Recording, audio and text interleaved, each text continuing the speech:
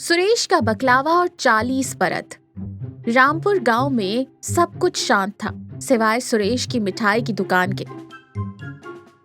सुरेश हाल ही में शहर से लौटा था और उसके दिमाग में एक ही फितूर सवार था, बकलावा। उसने शहर की एक बड़ी दुकान में इसे देखा था, खाया नहीं था, बस देखा था।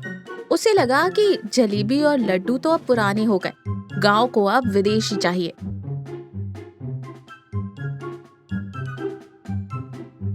सुरेश की दुकान के बाहर सुरेश एक लकड़ी के बोर्ड पर कोयले से लिख रहा था, यहाँ असली बकलावा मिलता है। अरे सुरेश भाई, ये बकलावा क्या बला है? कहीं ज्वालामुखी का लावा तो नहीं खिला रहे हो? विमल, तुम बस गॉसिप करो। ये बकलावा है, तुर्की की मिठाई। इसमें एक नहीं, दो नहीं, पूरी 40 परतें होती हैं। 40 परतें? अरे बेटा, इतनी परतें तो मैं जाड़े में रजाई की नहीं ओढ़ता। खाऊंगा कैसे? जबड़ा नहीं अटक जाएगा? काका, ये कला है। ये मुंह में जाते ही मक्खन की तरह पिघल जाती है। मैंने शहर में देखा है, लोग दीवाने हैं इसके। कल से काम शुरू। तुम सब अपनी जीभ तैयार रखना। ओ तुर्की के सुल्तान, घर में आटा खत्म है और तुम 40 परत की मिठाई बनाओगे? पहले दुकान का पुराना लड्डू तो बेच लो। कमला, तुम विजन नहीं समझती। जिस दिन ये बकलावा बनेगा, गांव वाले मेरी मूर्ति बनाएंगे।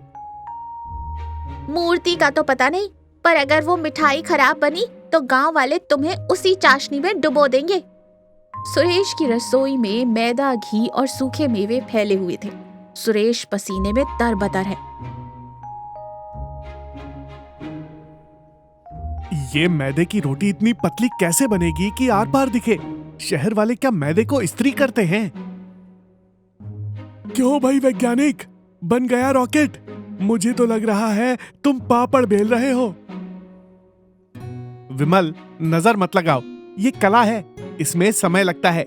ये देखो, ये मेरी 20वीं परत है।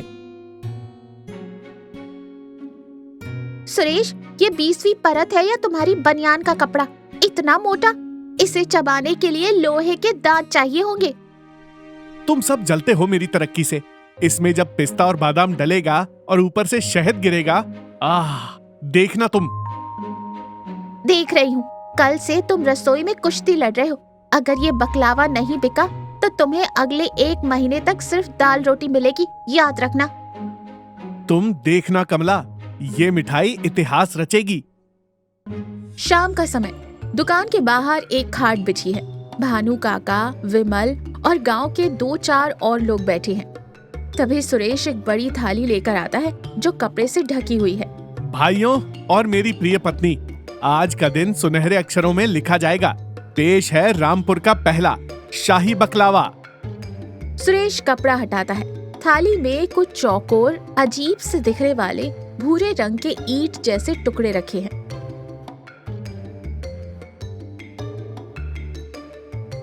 भाई, ये मिठाई है या पड़ोस के निर्माणाधीन मकान की ईंटें बच गई थी?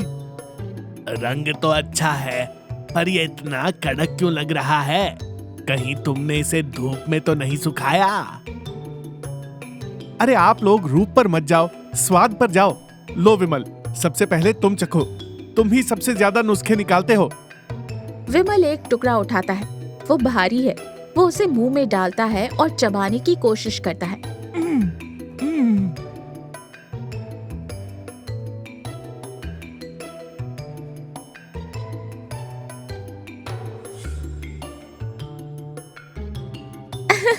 लगता है विमल का मुंह ही चिपक गया है। सुरेश, तुमने चाशनी में गोंद तो नहीं मिला दिया?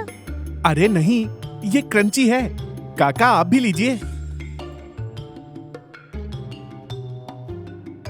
बेटा, मेरे बचे खुचे 2 दांत हैं, वो भी चले गए तो मसूड़ों से क्या मैं हवा चबाऊंगा? काका, विश्वास रखिए, ये अंदर से नरम है। भानु काका उसे चबाते हैं। सन्नाटा छा जाता है। हर कोई एक दूसरे को देख रहा था। सुरेश के माथे पर पसीना है। अगली सुबह सुरेश दुकान पर उदास बैठा है। तभी भानु काका और विमल दौड़ते हुए आते हैं। मुझे माफ कर दो काका, मैं आज ही वो मिठाई फेंक दूंगा, मुझे मत मारना। अरे पगले, मार कौन रहा है, हम तो और लेने आए हैं। क्या? पर कल तो आप चबा भी नहीं पा रहे थे। अरे सुरेश भाई, तुम्हारी मिठाई ने कमाल कर दिया। कल रात में से खाते खाते घर गया। ये इतनी चिपचिपी और सख्त थी कि मेरा मुंह आधे घंटे तक नहीं खुला। तो इसमें खुशी की क्या बात है? अरे मेरी बीवी खुश हो गई। उसने कहा शादी के 10 साल में पहली बार विमल 30 मिनट तक चुप रहा। उसने मुझे 100 रुपए दिए हैं और कहा है कि रोज शाम को विमल को यही बकलावा खिलाना ताकि घर में शांति रहे। सुरेश और कमला एक दूसरे को देखते हैं। और बेटा, मेरे पोते का एक हिलता हुआ दांत था जो निकल नहीं रहा था। उसने तुम्हारी मिठाई में एक जोर का बाइट लिया और टक से दांत बाहर, बिना दर्द के। और मिठाई के लालच में वो रोया भी नहीं। डॉक्टर के पैसे बच गए। वाह जी वाह, तो तुमने मिठाई नहीं मल्टीपर्पस औजार बनाया है।